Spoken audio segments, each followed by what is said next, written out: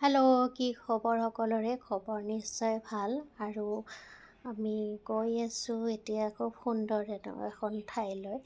আপোনালোকে যদি সেইডোখৰতে ওচৰে পাজৰে হয় নিশ্চয় গৈছে, গম পাইছে আৰু বহুতে গৈছে ইতিমধ্যে সেইডোখৰ ঠাইলৈকে। আৰু নামটো শুনিলে আপোনালোকে নিশ্চয় জানিব এইডোখৰ আপোনালোকৰ চিনাকি বুলি। বহুতৰে হয়তো চিনাকি, কাৰণ যিসকল গোৱালপাৰাৰ হয় বা গোৱালপাৰা ওচৰ পাজৰৰ তেওঁলোকেতো আহিছে নিশ্চয়, আৰু নামো শুনিছে। বহুত ভাইৰেল হৈ আছে এইকেইদিন।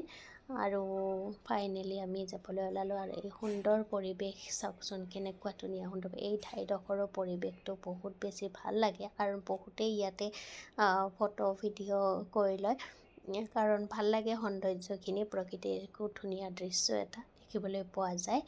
আৰু এতিয়া আমি যিডোখৰ ঠাইলৈ গৈ আছোঁ, অৰ্থাৎ আমি গৈ আছোঁ urpadbillলৈ, কাৰণ গৰম দিনত সেইডোখৰ ঠাইত গৈ বহুত ভাল লাগে। আৰু লগতে পদুম ফুল ফুলা ছিজন, কিন্তু আমি সেইডোখৰ নহয়, আমি বেলেগ এডোখৰ ঠাইলৈকে যাম, অৰ্থাৎ urpadbillৰে আমি বেলেগ এটা ছাইডত যাম।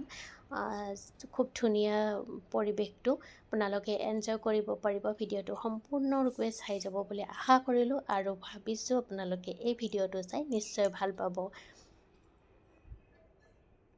আৰু যিসকলে এতিয়ালৈকে এইডোখৰ ঠাইলৈ অহা নাই তেওঁলোকে আহিব পাৰিব। খুব সুন্দৰ ঠাই আৰু ভাল লাগে, বিশেষকৈ গৰম দিনত বহুত বেছি ভাল লাগে, মুকলিমূৰীয়া ঠাই। আৰু আমি পাই গ'লোঁ ঠাইডোখৰ। আবেলিৰ সময়,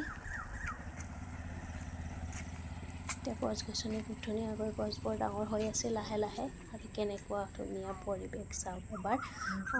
আছে মানুহ, কোনোবা ইয়াতে খোজকাঢ়ি আছে, কোনোবাই বহি কথা পাতি আছে, এনেদৰে আছে। আৰু আমি অকণমান আগবাঢ়ি আহিছোঁ। খুব ডাঙৰ ভাল লাগে আৰু ইয়াতে ঠাইডোখৰ শান্তিপূৰ্ণ ঠাই এইখিনি। ভাল লাগে, বেছি তেনেকুৱা কোনো হুলস্থুলীয়া এনেকুৱা পৰিৱেশ নাই।